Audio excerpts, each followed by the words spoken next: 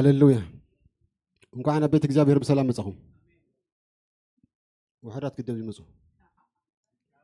እንኳን በሰላም ቤት እግዚአብሔር በሰላም መጻኹም እግዚአብሔር አምላክ ይመስገን ክብሩን አምላክ ይሁን አቤት አበይ ሁሉ ይግባኒ ይሉ ኢየሱስ ክርስቶስ አቤት ሁሉ ይግባኒ አቤት አበይስ ከህሉ ይግባኒ ስለዚህ አቤት አቦና ህሉ ምሕረት አምላክ ስለዚህ በዝሐልና በእድልና ይኩናን ከም ይሆናል እንታይዳ نردأيو أين نردأيو زي قدس مرتي كلنا حلفن هوت نمالسن أبيد أملاك أنتين صوتي بمحرة أملاك أنا مالس يا برام الله مسكين هاللويا كابانا زخوننا نقدر لدي ونحن أنت نقدر يلا دحار أنتايكم نخونين نفلتنا صباح أنتايكم نخونين نفلتنا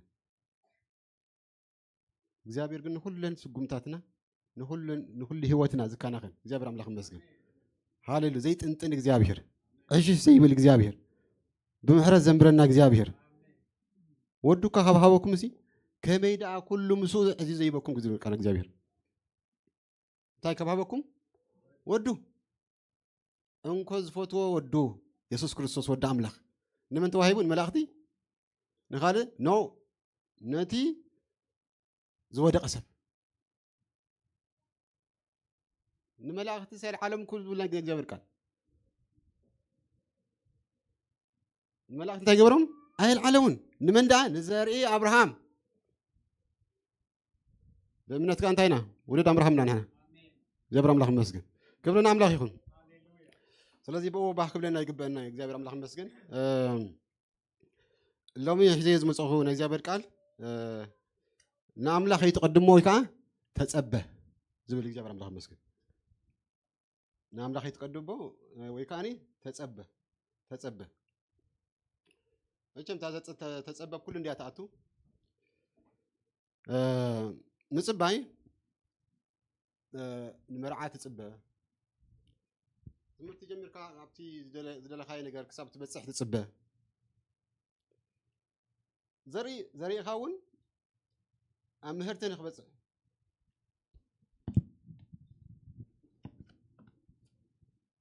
أبت زجبا فرن خبز إحنا تجبرها تصبغها قولعات تأنيسن هو اللي تجبرها تصبغها أمون قد أنا استهوي خلقه الكم أمون قد تيا ويبرو عتوه حمش وحن تجبرنا هاي توصينها تسمى مدعت تصبغ كابتاز دحان كلا جميركا سابق القالب مالسين ده هو سكت كيد كلها سبت أملاح زبالك أنت تجبرها تصبغ بتتصبيس تسرح هيوتيو ماشر بتتصبيس تسرح هيوت جيجاتات وحديو بتتصبيس تسرح هيوت كن جيجاتات بزحي يا برام لهم مسكين سلازي تتصبيت كن بالكلنا نمن نصبه أبي نصبه انتاي مركب نصبه أب تتصبيس زل فتنات كنتاي تصبك الله مچم كل ነገር ስሙ ዘይኮነ كل ነገር አልገባ አልጋ ይኮነ ብዙ ነገራት አሉ እንበር ከዚሲ አነስ ንግዚአብሔር እናገልግል ኮለኹ አነስ እግዚአብሔር ናሰዓብ ኮለኹ እዚ ኩሉ ዝመፀኒ ዘሎስ እንታይ ኮይነ ያኒ ባል ከለከለሲ ወላ አምላክ ዘይፈልጡ ሰላም እንዳነበር ስለምታይ ያኒ ከም ዝኸውን ዘሎ ካት መፀ አምላክ ግን ንኽስራሕ ኢሉ ንምስሉ ወዲ ከምታን ክትቀረጽ ኢሉ በኹም ዘሕልፈካ ዘሎ እግዚአብሔር አምላክ ይመስገን ስለዚህ እዞም ዝረአናዮም ሕቶታት ንመን ንጽበ መዓስ ንጽበ ኣበይ ንጽበ እንታይ ንምርካብ ንጽበ ሰዓቢ ኸ እንታይ ንመስልኩም እጅና ዘመፀት እንታሽም እንዳ ቃል ኣምላኽ ኣብ ፊልጵስ ምዕራፍ 3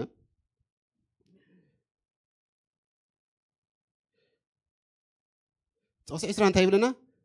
ንሕና ግና ሃገርና ብሰማያት ኣብ ላዕሊ እንታይ ልዩ ብዛዕባቶም ኣምላኾም ከብዶም ንብረቶም ብዙሕ ብዛዕባቶም ንኣምላኽ ዘይኽብሩ تزاريبو أبتحت من تاي بلالو أب تقص إسرا نحنا جنا هاجرنا بيا أب سماياتيا هاجرنا بيا أب سماياتيا كاب أول مدحينا نسوق جيتنا يسوع كريستوس انتين قبرلنا نتصبه لنا سلازي مثل حنا ناس نتصبه نقرلنا زي نتصبه يرنا أنت نخون زي بيسوع كريستوس مما نيمدلنا نير انتين قبرنا زي نخون لنا بيسو زي نصبان يناتهم ويكان بمصبان نروح بنجر تزي هلو نيروسي أي متين بكريستوس تاجم جبرنا نيرنا أي مدحنا نيرنا ترجم يوم دبر نير يسوع كريستوس مس آمنا بتسفر إذا على موت مسرخنا نتاي كان نتسبه منجستو كريستوس كمتس كواسدنا نبيتو نتسبه زابر مسكين أبت متسبه جن هوتنا كريستوس إننا مسألة ندات سحرات تتقبل تخيل مرة زابر عبد الله مسكين كل جن تايكونن سموز يكون كل سموز يكون هاريا باولوس نعمل لك مستفلي بوزح فتنة تعليه ببوزح زعانة فتنة حليفه مخا حساب صار ساي سمايز بس ملاختي زاربو أنقى السماء زبر عبد الله مسكين كساب وياي ودي أكساب زبل سلزي أمون قد حاسو أب تثبيت كات تحالفو بروسس إن كريستوس نخت مثل نعمل لك نخت مثل تحالفو نتايلو سلزي من علبات تم قريتنا كل جزء دقمة أبتقنا زلوا سبات خوني خليهم تم قريتنا أبتقنا زلوا سبات خوني خليهم انتهي مقال نعمل زي خبر نخد نتسلسل شو هذا نعمل يا كريستوس نداتن كريستوس هو ما تكون قلنا نعمل كريستوس نداتن حيل منفس كردوس ندات قاعد على كيخي زي برام لهم مسكن مثل باين حدا بالبحث منه ينجر ويستنجر الكال بروميس ويقال نخت رخبو أبتزق بقى كابوتا خون كم تصير باي مرة نخت رخبو أبتزق بقى أبي موتا أبتزق بقى كابوتا أبزي بقى كابوتا أنت دا تسبيخا لا تقبرنها أي تهوني أبزي كاب صراحة كاب جزاي وزي أنت دا بتا أبارتمنتنا أنا ويكاب تتعشم كومباوند أنا كوف أنت رايله تاكسي حزاسي ماني مزني ولا كركب تراخينا نبتا خصبي لا زخيل بوتا خدلني سلازي ابزي تخكل بوتا مصبايون على مالتكو سلازي كاب كريستوس وصار زلون زصبابي وتصبيت كنتيو كاب كريستوس وصاي كريستوس ما اخل زي جبره تصاوي تصبيت تاي سوري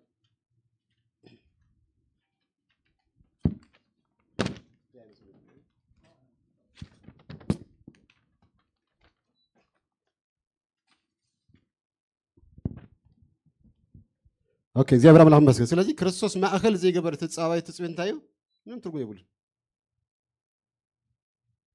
فري يقول مالتي سعارتهم نابكال از خيدو سك بزح يلو سعارنا متى نابكال از غيو سلازي نابكال مغاي قال مالتي سلازي كريستوس نحنا غن انا سخاتكم كن كريستوس ما اخل از جبره من سلازي امنا እግዚአብሔር አምላክ መስገን ክርስቶስ ጋር እንጽበለና ኢየሱስ ክርስቶስ ጎይታዬ ናብ ከም ትዝበልኩም ኩሉ ህይወትና ምንታይ ብትጽቢት እዩ ነገራት ኩሉ ብትጽቢት እዩ ዝበልኩም ንኹም ዝወርዓ ትጽቢት ፍረን ዘሪኻ ንኽበቁል ትጽቢት ቆልዓን ምውላድ ትጽቢት ብዙሕ ዳርጋ ኩሉ ናብራናስ እንታይ ትጽቢት እዩ ብሓንቲ ግዜ ዝኾነ ነገር እዩ ቆልዓ ብሓንቲ ግዜ እንታይ ተወሊዱ እግሮ ይከድኒ ክጽበ ኣለዎ ማለት እዩ ዝሓልፎ ፕሮሰስ ኣለዎ ማለት እዩ መንፈሳዊ ህይወትና ከም ዝበልኩም እውን ኣብቲ ዝግባእ ንኽበፅሕ እውን እንታይ ገብር እዩ እና ብክርስቶስ ብቃል ኣምላኽ ብሕብረትን ብጸሎትን እናተሰርሐ ትኸይድ ማለት እዩ ስለዚ ኣብቲ ፕሮሰስ ትጽቢት ትበሃል ፕሮሰስ እዩ ማለት እዩ ብሓንሳ ዘሊልካ እንታይ ይግበረን እዩ ኣብ ይገልጋል ይከውን እዩ እዚ እንታይ መስልኮ ኣብ መንፈሳዊ ዕብየት ንኣብነት ኣብ ቀዳማይ ጢሞቴዎስ ምዕራፍ 3 ጥቕስ 6 እንታይ ብለና መስልኩም እቲ ኤጲስቆጶስ ብዛዕባ እቶም ኤጲስቆጶሳት ክህልዎም ዝግብኦም ካራክተር ኣብ ላዕሊ ምስ ዘርዘረ ክሕዞም ዝግብኦም ጥባያት ማለት እዩ ክህልዎ ዝግባእ ኣብ ላዕሊ ምስ ኣበለ ሕጂ ብታሕቲ ይብል ኤጲስቆጶስ እቲ ኤጲስቆጶስ ሽሉ እንታይ ነው ተነፊሑ ናብ ፍርዲ ዲያብሎስ መታን ከይበፅሕ ናብ እንታይ ከይበፅሕ ናብ ፍርዲ ዲያብሎስ መታን ከይበፅሕ እዚ እንታይ ይግብረ ሓድሽ ተኽሊ ኣይኹን ስለዚ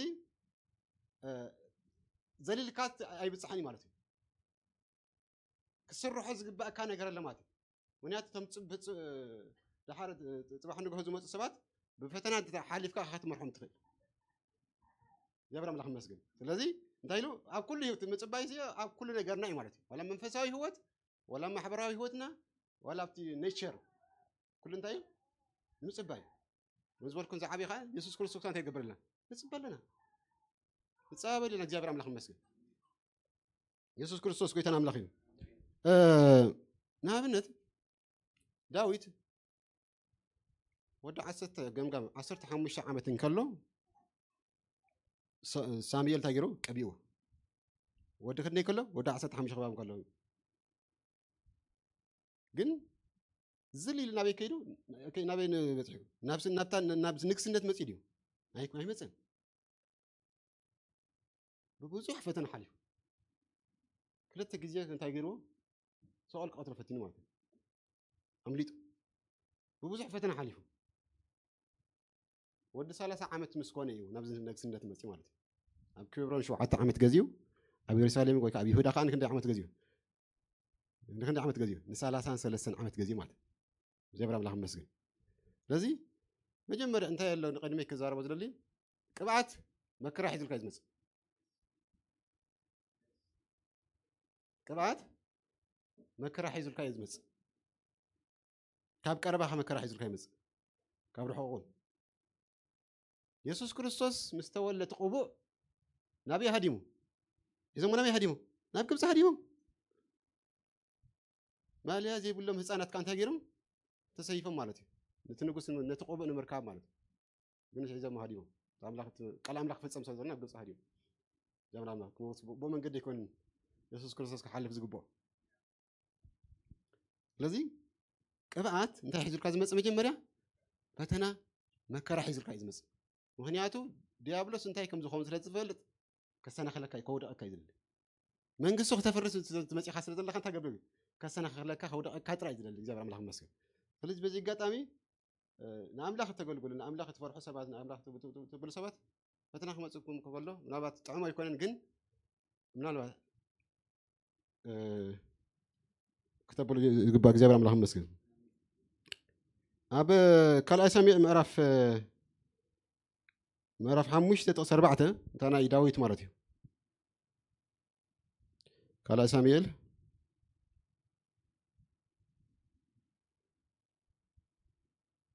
ምዕራፍ 5 ጥቅስ 4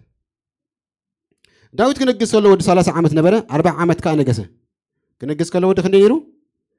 ዝሊሉ ናብ ስልጣን የመጽን መጀመሪያ ከም ወደ 15 ዓመት ከሎ ከባቢ ተቀቢዩ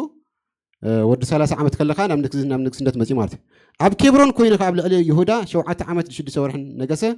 ኣብ ኢየሩሳሌም ኮይኑ ድማ ኣብ ልዕሊ ብዘሎ እስራኤል ይሁዳን 33 ዓመት ነገሰ ስለዚህ 40 ዓመት ነጊሱ ማለት ሳሙኤል ቅብዕ ምሰበለስ ናብ እንታይ መጽእ ማለት ናብ ንግስነት ቦታ ናብ ፖዚሽን ቦታ ማለት አይመጽን ክስሩሕ ኣለዎ ማለት ሰላስተ ሰርሕ ዝሁሉ መዛሙር ጽሒፉልና እግዚአብሔር አምላክ ይመስገን አምላካ ከም ልበይ ዝበሎ ምኻለ ከም ልበይ ብለ እግዚአብሔር ዳዊት ግን ታይሎ ዳዊት ከም ዝልበይ እግዚአብሔር አምላክ ይመስገን ወላይ ጋር ብዙሕ ገጋታ ነይሮኩ ግን ቀልጢፍ ንአምላክ ዝደልግን ልብ ነይሩ ንአምላክ ዝምለስ ናይ ንስሓን ልብ ነይሩ ወይ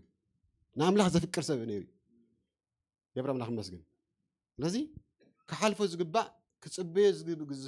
ዝግባእ ጊዜ ነይሩ ማለት እዩ ስለዚህ ተሰሪሑ ካኒ አምልክ ስለዚህ እግዚአብሔር አምላክ ይመስገን ክብርና አምላክ ይሁን ኢየሱስ ክርስቶስ ጌታና አምላክ ነው አብርሃም ንባዕሉ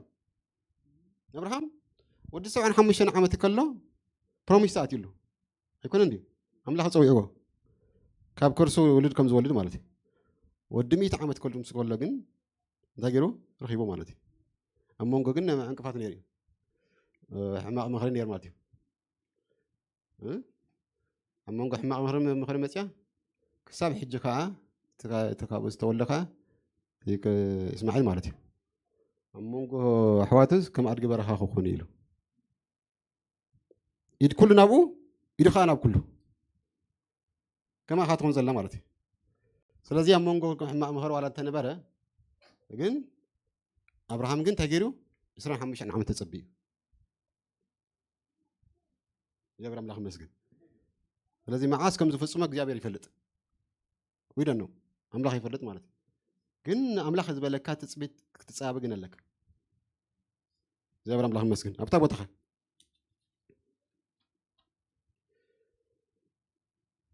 ኣብ መጽሓፍ ቅዱስ ናው ከም ዝበልኩኹም ብዙሓት ብምፅባይ ዝተዓወቱ ሰባት ኣለዉ ብዙሕ ብምፅባይ ነቲ ናይ ኣምላኽ ቃል ንምፅባይ ነቲ ናይ ኣምላኽ ፕሮሚስ ብምፅባይ ኣምላኽ ንዝበሎም ነገር ብምፅባይ ከም በዓል አብርሃም ዳዊት ብዙሓት ንክንርኢ ንኽእልና ነቲ ኣምላኽ ዝበሎም ንኣምላኽ ብዘይ ምፅባይ ከዓ መርገም ዘምፅኡ ከዓ ብዙሓት እዮም ኣብ ሂወቶምን ኣብ ሂወት ወለዶምን ማለት ሕጂ ካብቲ ሓደ ንሪኦም ብዙሕ እንዲ ካብቲ ታሪክ ግን ከም ኣብነት ኣልዕልዮ ዘለኹም ኣብ ቀዳማይ ሳሙኤል ምዕራፍ 13 ካብ 10 ክሳብ 14 ቀዳማይ ሳሙኤል ምዕራፍ 13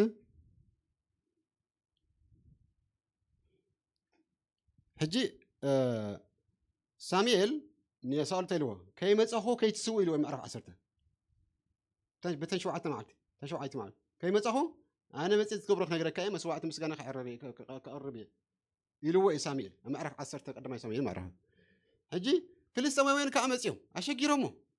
ብዙሖም ከዓ ከመይ ከምቲ ኣብ ባሕሪ ዘሎ ሑፃይ ብዙሖም ከዓ ቀሊል ክመስለኩም ዋይ ሳኦል ሲ ከምዚ ገይሩ ኢልና ሕጂ ንበልና ግን እቲ ሲቹዌሽን ቀሊል ከም ዘይነበረ ማለት እዩ እቲ ኩነታት ቀሊል ከም ዘይነበረ ፍልስጥኤማውያን መፅኦም ክወርዎም ክሕዝቦም ክቐትልዎም ተቐሪቦም ከም ዝነበሩ ማለት እግዚአብሔር ኣምላኽ ይመስገን ኣብ መጨረሻ ዋላ እቲ ህዝቢ ምስኡ ዝነበረ ዮርዳኖስ ተሳጊሩ ከይዱ ማለት እዩ ደልዩ ጥራይ ዘይኮነስ ከይዱ ተሳጊሩ ከይዱ ብዙሕ ሰብ ተሳጊሩ ከይዱ ማለት ሕጂ ዓቕሊ ፀይቦ ሳውኤል ማለት ሳኦል ዓቕሊ ፀይብዎ 7 መዓልቲ ክፀብዩ ተፀብዩ 7 መዓልቲ ከምታ ሳሙኤል ዝበላ ግን ናይ ሰዓታት ፍልል እዩ ገይሮ ተታሽሙ ማለት በታ 7 መዓልቲ ሳሙኤል መፅዩ በታ 7 መዓልቲ 7 መዓልቲ ፀበይልዎ ሳኦል ተፀብዩ ኣሱን ኣስካ ማለት ዝብል ኣብታሽሙ ከምዚ ናይ ደቂቃ እውን ክኾኑ ክእል ትፍልልዮም ማለት ሕጂ ፈሪሑ መስዋዕቲ ምስጋና ቀርብሉ ኢሉ ኣቕሪቦምሉ ማለት ሸዓን ሳሙኤል መፅዩ ምዕራፍ 10 ኮይና ንብሎ ተፀበ ኢልዎ እዩ ተፀበ ኣነ ትገብሮ ነገር ክሳብ ዝነገረካ እንታይ ትገብር ተፀበ ኢልዎ ግን ክፅበይ ካለን ሕጂ ኣምላኽ ንንግስነት ናይ ሳኦል ንዘለኣለም ይሂቦ ነይሩ ካብ ወለዱ ከም ዝቐፅል ማለት ከም ናይ ዳዊት ማለት ሕጂ እታ ቃል ኣምላኽ መጀመርያ ኮነ ድማ ምዕራፍ 13 ጥቕሲ 11 ማለት ኮነ ድማ ነቲ ዝሓር መስዋዕቲ ዓሪጉ ምስ ፈፀመ እንሆ ሳሙኤል መፀ ሳኦል ከዓ ሰላም ክብሎ ኢሉ ክቕበሎ ወፀ ረዩም ኮነ ድማ ነቲ ዝሓር መስዋዕቲ ዓሪጉ ምስ ፈፀመ ኢሚዲየትሊ ማለት ከምዚ ምሻሎ ናይ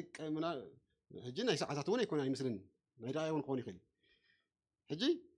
ኮነ ድማ ነቲ ዝሓር መስዋዕቲ ዓሪጉ ምስ ፈፀመ እንሆ ሳሙኤል መፀ ስለዓሪ ከም ዝበልኩም ዓንቶ ገዲፈ እቲ ነገርኩም ተን ቀንዲ ተን ዝደለኽዎን መታን ክዛረብ ኢለ ነቲ ዝሓር መስዋዕቲ ዓሪጉ ምስ ፈፀመ እንሆ ሳሙኤል መፀ ሳኦል ከዓ ሰላም ክብሎ ኢሉ ክቕበሎ ወፀ ሳሙኤል ድማ እንታይ ግብሩ ገበርካ በሎ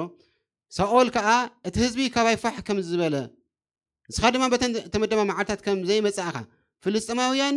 ኣብ ምክማሽ ከም ዝተኣከቡ ርኢኹሞ ስለዚ ገና ኣብ ቅድሚ እግዚኣብሔር ከይፀለኹ ከለኹ ፍልስጥኤማውያን ናባይ ናብ ጊልጋል ሕጂ ክወርዱ እዮም ኢለ ደፊረ ከዓ ኣለዎ ይገርመኩምን ደፊረ እውን ሓዊሱሉ ደፊረ ዝሓር መስዋዕቲ ዓረኩ በለ ሳሙኤል ድማ ንሳኦል በሎ ዓሺኻ እቲ እግዚኣብሔር ኣምላክካ ዝኣዘዝካ ትእዛዝ ኣይሓለኻን እንተዘይኮነስ ሕጂ እግዚኣብሔር ንመንግስትኻ ኣብ እስራኤል ንሓዋሮ መፅናዓልካ ነይሩ ሕጂ ግና እቲ እግዚኣብሔር ዝኣዘዝካ ኣይሓለኻን እሞ መንግስትኻ ኣይትቀውምን እያ እግዚኣብሔር ከም ልቡ ዝበለ ሰብኣይ ደልዩስ ንዑ እግዚኣብሔር ኣብ ልዕሊ ህዝቡ ሹም ገበሮ ገና ከይቀውቦ ከሎ ዳዊት ገና ከይጠወ ግን መልእኽትን እግዚኣብሔር ግን ኦረዲ መፅዩሉ ማለት ሓሳብ እግዚአብሔር ኣምላኽ ይመስገን ስለዚ ሳኦል እንታይ ገበረን ክሳብ 7 መዓልቲ ፀቢዩ ግን ናይ ሰዓታት ምናልባት ፍልልይ ግን ደፊረ እንታይ ኢልዎም እዚኣ ደፊረ እቲ መስዋዕቲ ፈፂመ እዩ ግን ዓሸኻ ኢልዎ ሳሙኤል ከዓ ዓሸኻ ኢልዎ ክፅበየ ነርካ ክሳዕ መጨረሻ ኣምላኽ እንተ ዳ ኢሉ ኣይሕሱን ተዛሪብካ ይገብር እግዚኣብሔር كتصبى نيرك عشخا من قص خاص كل جزء من برا الكانيرو يجين يقيو لو جزابر أملاك مسجد هجي كيجرمكم كان نايسم نجر مخان كا كلتا عامت مس نجسيز بلنا طبعا مجمر خفت مجمر خمت كنا بوكلنا تصحف سؤال كلتا عامت مس نجسي يزق كنا تحتقاتي 38 عامت كاف فقد أملاك وصعي مريحو نجرمكم 4 عامت جزيو سؤال تنكلتا عامتين مجمر أنا جزابي كم فقد أملاك مرحلة عامتات نعملاك سلي تصبيو دفيرنا عملاق مسوات سلا زكايده قال عملاق سلا يتعززه اما راح اسات حمشه كو صحوبات الصبحات نمچلي ما راح اسات حمشه تخينا تمني عملاق اندرو نيقوني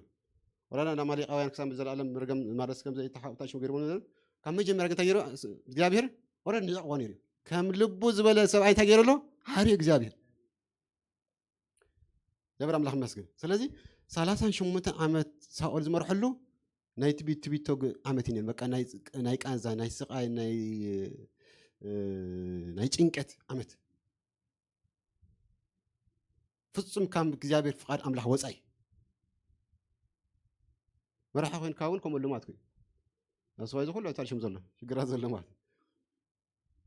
ኢየሱስ ክርስቶስ ጎይታን አምላክ ነው ስለዚህ ሳኦል ተቀንደ ጌጋኡ ንአምላክ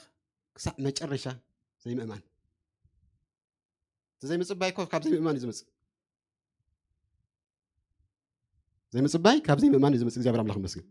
ስለዚህ ሳኦል እና አምላክ የተጸበየ ስለዚህ የተጸበየ ካ እግዚአብሔር ካን ንግስነት ታጊርዎ ፈንፊንዋ ወረዲ ከም ልብ ዝበለ ሰብአይ ካ አዳልዩ ማለት እግዚአብሔር አምላክ መስገን አበይ ካ ተጸበኸ አበይ ካ ተጸበኸ ከምታ አንተ ዘርኩም ኣብቲ ጽበየሉ ቦታ ኣሎ ማለት እዩ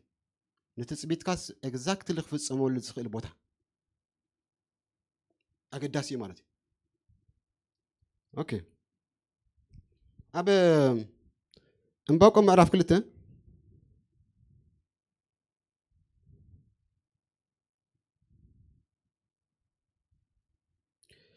ብዛዕባ ተክታይ ንሱ ካብ መጀመርያ ዝም ዘሎ ምዕራፍ 2 ጥቕሲ 1 ክሳብ 3 ዘሎ بزعما تختعي نسو انتاي هجي معرف حدا كم زي تقبر بفرض زي توصي يكاتعي بمباقو مس املاك يكاتعي هجي املاك انت يبلون بزعما تختعي انتاي كم زاربن انتاي كم ملسولن تطنقيقه كرس ابت محلو يدو كبل اب لقل جنبون قومي امتاي دو كبل ام محلو يدو كبل ابت جنبون تاي قبري قومي متى انت تزبلني بتفكل متى كسمع እግዚአብሔር ድማ ትራእይ ንምድብ ግዜዩ ናብ መወዳእታይ ይቅልጥፍ ኣሎ ኣይሕሱን ኢኻ ብርግጽ ክመጽእ ኣይክደንጉን ድማ ይሞ እንተ ደንጎየ እኳ ተጸበዮ እንታይ ተግበርኳ ተጸበዮ ዋላ ተደንጎየሲ አምላክ ኡሙን ስለ ዝኾነ ተጸበዮ አምላክ ንቃሉ ስለ ዝገብሮ ተጸበዮ ንዝበሎ ስለ ዝተገሉ እግዚአብሔር ግብሮ ስለ ዝተገሉ ተጸበዮ ዳ ኩነታት ከዋላ ዘይምቹ ተኾነ ተጸበዮ ዳ نأمن زدقف نجارات كلا ولا تزي حلو تتصبي دا زقنزوك ولا تخونس تتصبي دا زغدوك ولا تخونس تتصبي دا سلوجي تتصبيو زغلو شو سبب من سيماري ساول سلازي انت يقبرو عم حلوي باقوم كذا يقولون عبت محلوي كنت خيني عبت محلوي كوينه عبتي عملاخ بتخكل كمل سول زخل بوتا مال أبو خير يتصوص كتصبت لنا عاد حد جزء عبتم أبو أملاخ زي هلو البوتا كويننا صلوت يجي تملسون من خلنا صلوت كهم الاستراء خينون عبتي تخلو له زجب كابوتا خلو له تخلو لك عبت بوتا عبت بيت أبيك خلو ده يجبني لكم تعانتو زنّي أبيت أبيك خلو عبت أملاخ زفوت بوتا أملاخ زخبروا له بوتا لازم عم حلوين تخينه كتصبئ له بزعبة تختعي كذا عم أعرف حد خينات من الناس بزوج زكاة تنباكم ساملاح ماله جبر أملاح مسكين سلازي أنت دم جاي وكاسين تهجون برجز كمس أيكدون برجز يو شور يجزابيه كمس يجزابيه أيكدون كاي سلازي ብርግጽ ክመጽእ ኣይክድን ግን ድማ እዩ እንተ ደንጉዮ እኳ ተጸበዮ ስለዚ ብጉያ ክንበብሲ ስለዚ ብጉያ ክንበብሲ ነቲ ራእይ ጽሓፎ ኣብ ሰሌዳታት ቅረጾ ኢሉ መለሰለይ እዚ እምባቆም እንታይ ዝብለና ዘሎ ኣብ መሐለውየ ኮይነ ክጽብእ ብዛዕባ ክታይ ዝምልሰለይ ኣምላኽ أبي كوينة خص به أهم حلوية أبتي تخكلين يا وتامر أبو كوينة خص به أب كالي يكون خص به أنت هذا أب حلو أبتي أملاخ خبر الله وتام إساس معرف 4 تقصي شو عتن تجيب لنا مسلكم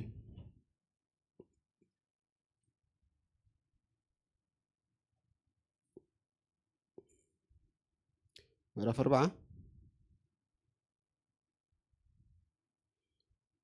أتا يعقوب كميدا خمسة تبل أتا إسرائيل كخميل كأخا من قده كبجزاب حبيتيا فردي كأ كأملاخ حلفي الكات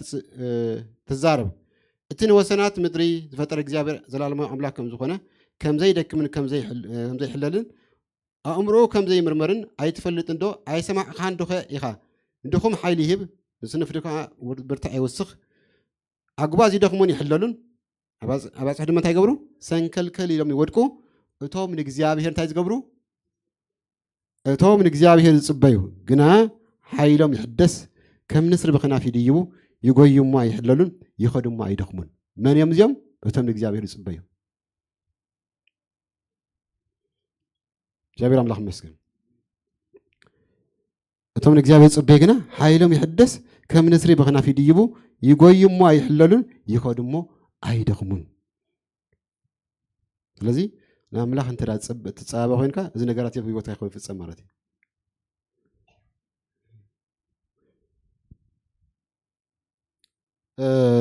بزح هنا تتصابه يعني زلوا كم تبالكم أبت جوجل كوين كا جوجل يرى لا متصباي جوجل يبغى كوين كا متصب مجمرك أبت جوجل يرى عن الجمر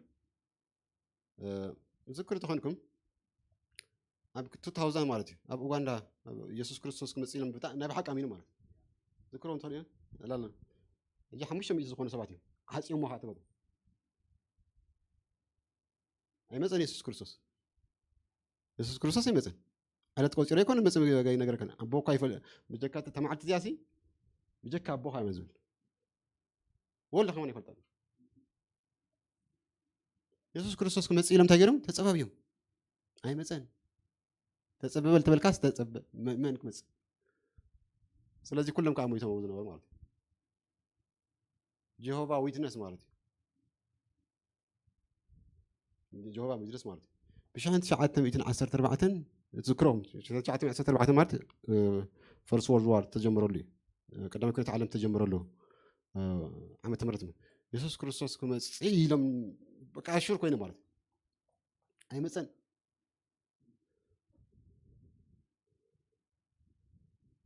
أي مثلا سلازي بزوح عينات جوجو يزخونا تسبب ياونا ولا ما تقول مثلاً يسوع كريستوس مسؤول ساعتي في اللتنيو زي قالت تي تجزيها خا تقوم تدخل نبر جزيك تقوم تدخلها بقى الأملاح مالتي بتقال الأملاح ماشي ناجبركا أبينا جزية خمسة لخا بتخفوا جزية بتنا ميشارش جزية خمسة لخا مرمركا بقى الأملاح تفوت تدخلها قالتن عم تمهرت أنت تقبلونا عايز تفوت نخا كفلت يكالي قال الأملاح فلت أي فلت أنت رأيلو سرق عز مسألة ساعات أنت اللي فلت نيرنا سين تايم بقبرنا يرنا نلبت فاكيشن خيتنا أنت خوينا تفاكيش تايم بقبرنا يرنا كانسل بقبرنا يرنا سرق مثلا بزعلت جا سرق مثلا زخونة فاكيشن تجري الله كانسل جري الله بس أتقول تخاهم أخو جابر الله مسجن ولا زم ناي فرعون نمشلوتنا قدام ناي ግብፃውያን ዝነበሩ ሕጂ ድሕሪ ህይወት ድሕሪ ሞት ህይወት ኣሎ ኢሎም ያምኑ ዝነበሩ ነትሬሳ በዘይ ምሽ መታከ ምሽምሽ ማለት ይገብሩ ነይሮም ቀመም እንታይ ከም ስሙ ረሲዓለሁ ይገብሩ ከም ዘለው መታክ ጸናህ ማለት ጉጉ የጻብያ ጽብእ ምን ጉጉ ዝኾነ ጻብያ ማለት እዝን ሕዝና የዘልና ስጋሲ እንታይ ከኸውን እንኳን خمان يكرنا عليه مشجرنا نيو يكون عندي مشجرنا نيو ብዙሕ ጠለባት እናግበረ ማለት እዩ ኣምላኽ ግን ከምቲ ክርስቶስ ስጋ ክርስቶስ መሲልዎ ዘሎ ብዘይ ሞት ብዘይ ዓድቕ ብዘይ ኩሉ ናይ ምድራዊ ነገራት ቃንዛ ድዩ ኩሉ ነገር ምሸሎ ንስጋ ዘሸግር ዘብል ብሓድሽ ትንሳኤ እዩ ብሓድሽ ስጋ ኢና ክንትስእ ማለት እዩ ዋላ እቲ ዲስኣፒር ዝኾነ ነገር ማለት ከምዚ ምሻሎ ዋላ ዝተመና ዝጥ ዋላ ኣራዊት ዝበልዑ ዲ ገለ ዝብሲ ንኣምላኽ እንታይ ይጨንቆ ድሓደ ግዜ ከም ኩሎም ዘሎ ዋይ ኣራዊት ዝበልዑ ከመይ ገይሩ ወይ ዘየለ ማለት ሓመድ ትስኳሎ ሓንቲ ገልሽም ኮይኑ ንኣምላኽ ይጨንቆ ኣሎ ንሙት ህይወት ክህብ ዘይ ዝኽእል ኣምላኽ እዚ ንኣምላኽ እንታይ ይጨንቆ እግዚአብሔር ኣምላኽ መስገን ንኣምላኽ ይጨንቆኒ እግዚአብሔር ኣምላኽ መስገን ዓለማት ዝፈጠረ እግዚአብሔር እዚ ብቃሉ ዝፈጠረ ኣምላኽ ከም ዘይ ምህላው ናብ ምህላው ዘምፀ እግዚአብሔር ንኣምላኽ እንታይ ይጨንቆ ኣይጨንቆኒ እግዚአብሔር ኣምላኽ መስገን ከም ዝበልኩም ከምቲ ዋላ እቲ ስምዖን ምዕራፍ 2 ዘሎ ሉቃስ ምጽናዕ እስራኤል ዝጽበ ማለት እዩ ነቲ ቅቡእ ከይረኣየ ከም ዘይመውት እዚ ብመንፈስ ቅዱስ ተገሊጹሉ ነበር እዩ ንመን ከም ዘይረአ ከም ዘይሞት ነቲ ቅቡእ ክርስቶስ ከይረኣየ ከም ዘይመውት መንፈስ ቅዱስ ነበሮ ይብለና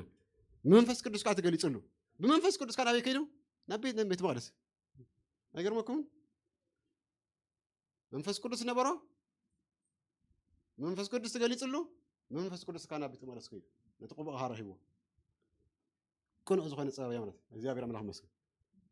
ኦሬዲስ ከም ዝቅበሎ ኢየሱስ ክርስቶስ ከም ዝሓፈሲ ታይ ገልጽ ነይሩ መንፈስ ቅዱስ ገሊጽሉ ነይሩ ተጸብይ እግዚአብሔር አምላክ መስገን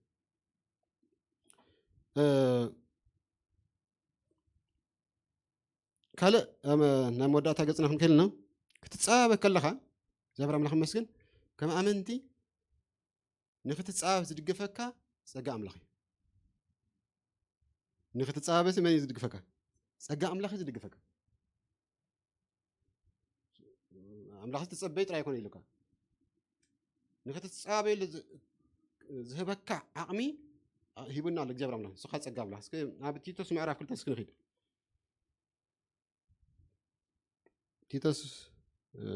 ምዕራፍ 2 ኩልና ንፈልጦ ማለት ብዙሕ ግዜ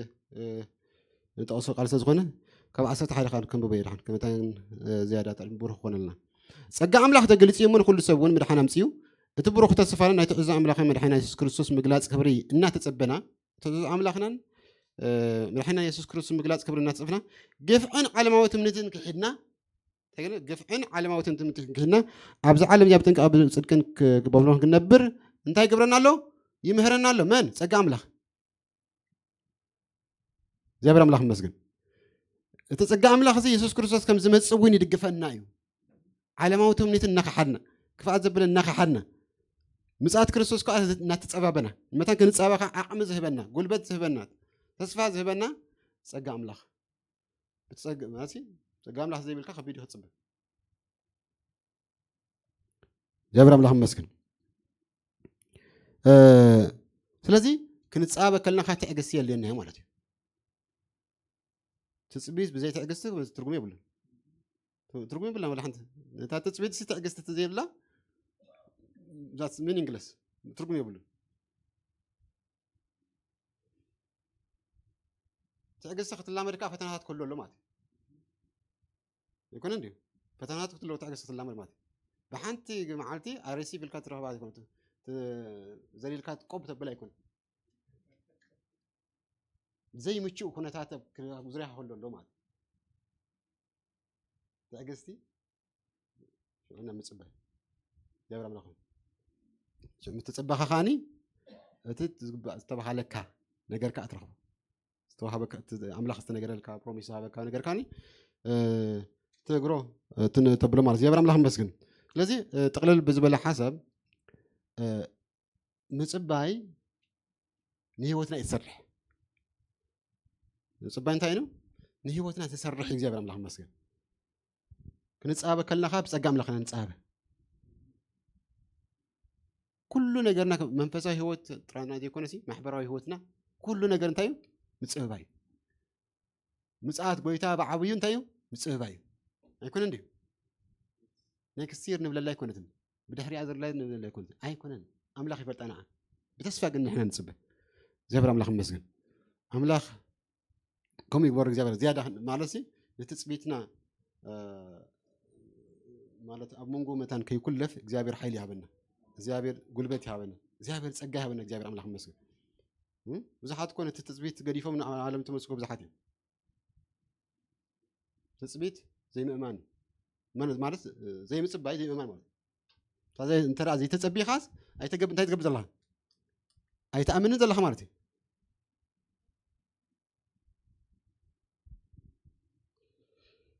زبر أملاخ مسجن سلازي قمت نعملاخ يتقدموا عبت محلوي هاخن كاتسبه سرح أملاخ يتقدم عبت أملاخ زبالك هاخن كاتسبه عبت نجزيابه تخكلني هذا قنبات كم تنباكم مالت بتوح كتاعد خلونا خيري بتوح تتاعد خلونا خيل بتوح طلبات خلونا خيل نجزابير جينا بتوتنا خوينا نسبه عبت محلوينا خوينا نسبه جزابير أملاخ مسجن أملاخ كاب جزيء قبري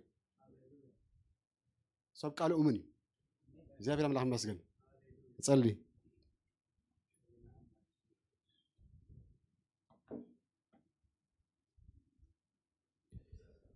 هاليلويا يسوع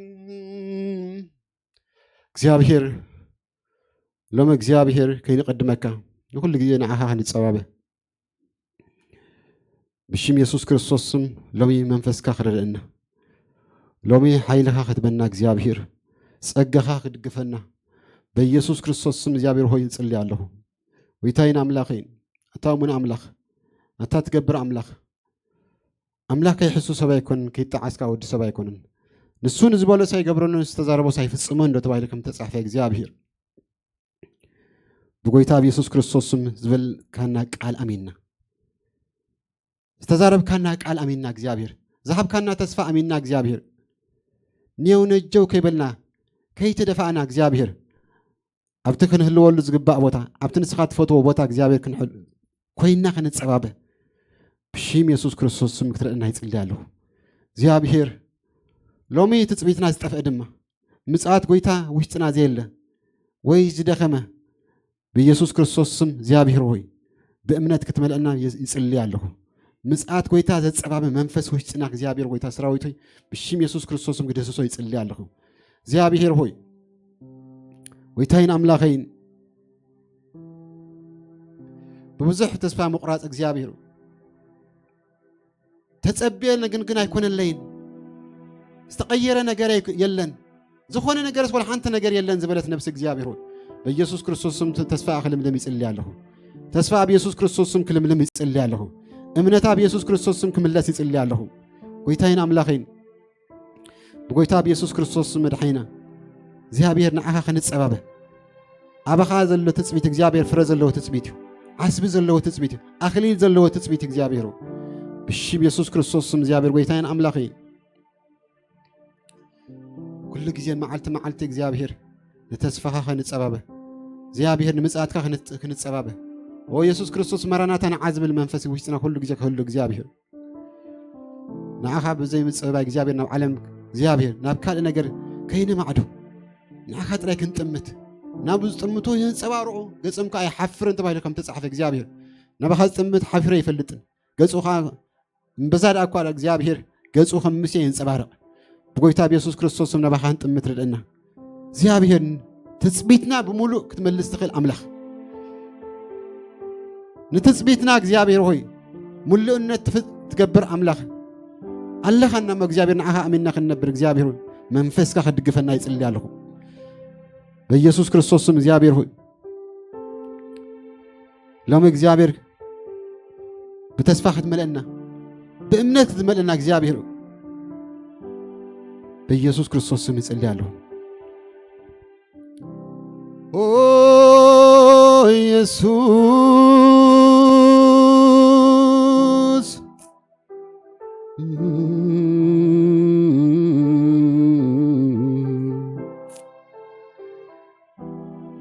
እታይ ተመልሱ ክሪ እምነት አለኒ زلمنكم قسم عني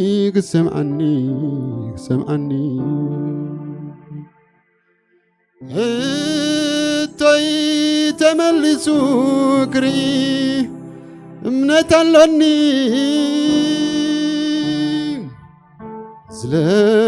ስለማንቀበል ክሰምዓኒ አሃሃይ ሕቶይ ክትምልሶ አሃሃይ ውሽተይ ሓጎስ ክትመልኦ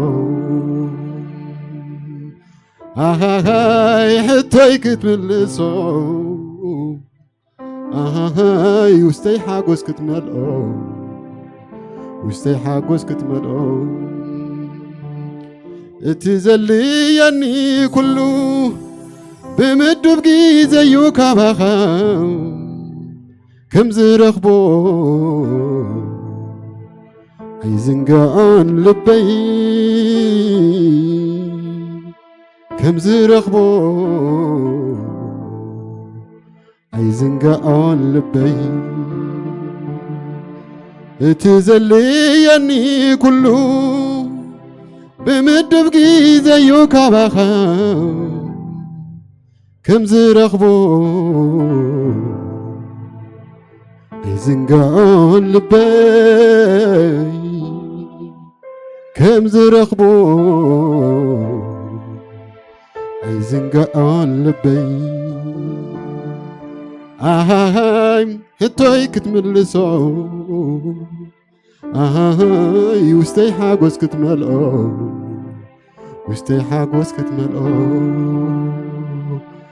አሃሃይ ሕቶይ ክትምልሶ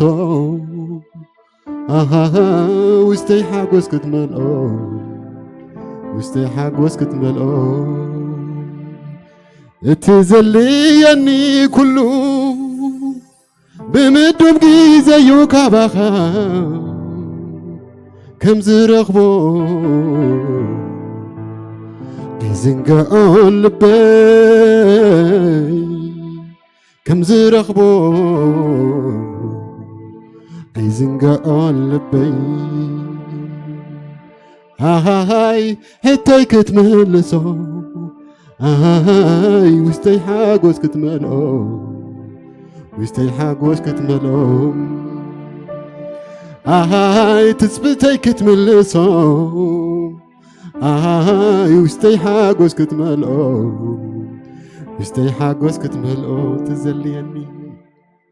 እቲ ዘልየኒ ኩሉ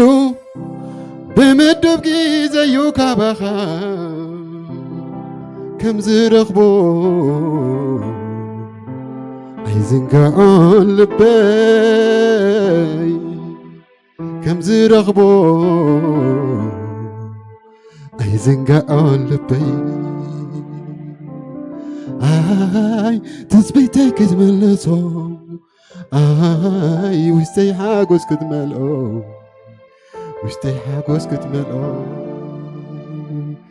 እቲ ዘልየኒ ኩሉ ብምድብ ጊዜዩ ካባኻ ከም ዝረኽቦ ኣይዝንጋዖን ልበይ ከም ዝረኽቦ ኣይዝንጋዖን ልበይ ኢየሱስ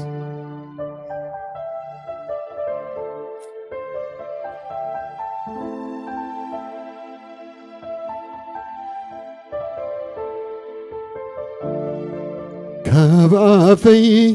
ኣይፈልዮን ስምካ መመሊሰይ ኢየሱስ ብለካ ካብ ኣፈይ ኣይፈልዮን ስምካ ደጋጊመ ኢየሱስ ብለካ ካብ ኣፈይ ኣይፈልዮን ስምካ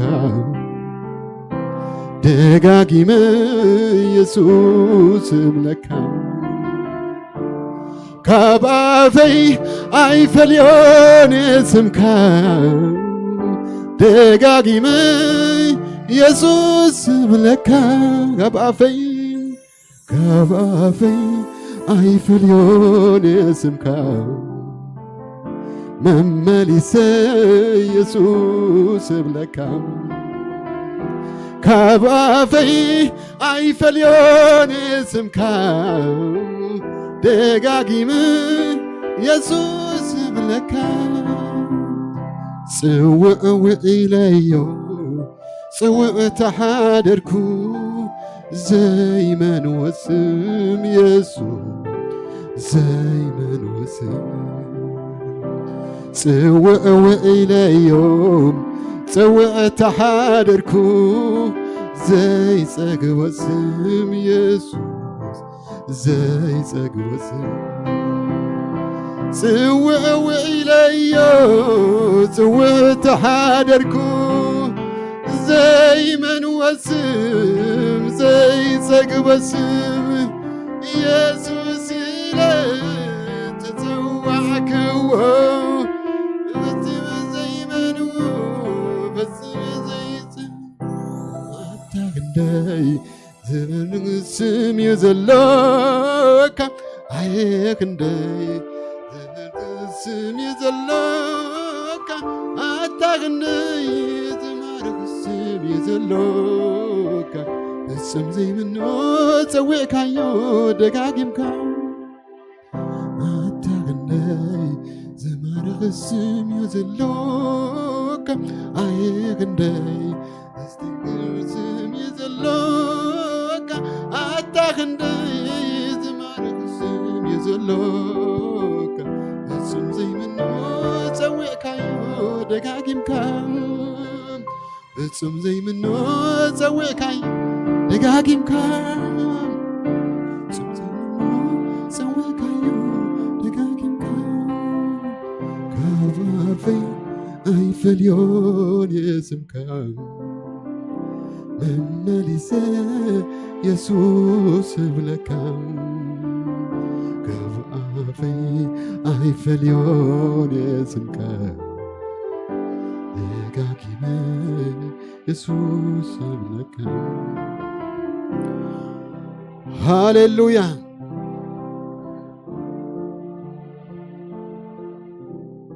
ካባፍና ኣይንፈልዮን ስምካ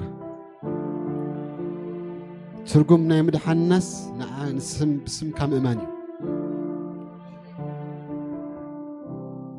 እግዚኣብሔር ስምካ ኣብ ልዕሊ ኩሉ ኣብ ትሕቲ ምድሪ ኣብ ልዕሊ ምድሪ ኣብ ልዕሊ ኩሉ ዝስመስም ኣስማት ልዕል ዝበለ ስም ወዲ ኣምላኽ ኢየሱስ ክርስቶስ ሕጂ እውን ኣይንፈልዮን ካብ ኣፍና እግዚኣብሔር ሕጂ እውን ኣይንፈልዮን ስምካ ሓይሊ ኣለዎ እግዚኣብሔር ስምካ ምድሓን ኣለዎ እግዚኣብሔር ስምካ ምንጋፍ ኣለዎ እግዚኣብሔር እግዚኣብሔር ስምካ ሒዝና ክንጸባበ እግዚኣብሔር ኢየሱስ ንስምካ ሒዝና ኩሉ ግዜ ንምጽኣትካ ንጸባበብ ኢየሱስ ክርስቶስ ስም ጸጋ ብዝሐልና መንፈስካ እግዚአብሔር ይዳህሰሰና እግዚአብሔር ንጸልመተና በኢየሱስ ክርስቶስ ስም ይምራህ ሕማም ዝሐመም እግዚአብሔር ሰባት በኢየሱስ ክርስቶስ ፈውስ ይኹን በኢየሱስ ክርስቶስ እምነቱ ዝማህመነ ድማ እግዚአብሔር እምነቱ ይመለስ ተስፋኡ ዝወደቀ ኢየሱስ ተስፋኡ ይመለስ በጎይታ በኢየሱስ ክርስቶስ ስም ለም እግዚአብሔር ተጸብየ ነገር ግን አይረኸብኩን ዝበለ እግዚአብሔር ክሳዕ መወዳታ ክሳዕ መጨረሻ ክሳዕቲ አምላኽ ዝበሉ አቦታው ኮይኑ ህጽበ በኢየሱስ ክርስቶስ ስም ይጸልይ አለሁ ቢታይን አምላኸን ናኻ በዘይ ብጽባይ ብዙሕ ዝተጋገና ድማ እግዚአብሔር በኢየሱስ ክርስቶስ ምሕረት ክትገብርና ይጸልይ አለሁ ንሕና ንፈልጥ ኢልናና ንቃልካን ጎን ገዲፍና ናኻ ከይሓተትና بفقد جزار إنسان بفقد سجارة جبرنا يدما محرت جبرنا يصلي الله كل جزء نحسب كل الناس نعاها خنا قدم إجابير نعاها خنا حد بيسوع كريستوس دقفنا يصلي الله سلاح واتي يمسكنك سلاتنا بزيك مسؤول زقبوا مزجن زي مسؤول أبزل له إجابير من فسك يده السم كاب كفو كل دم سورهم إجابير معلتنا بارخ بيشتنا بارخ بيسوع كريستوس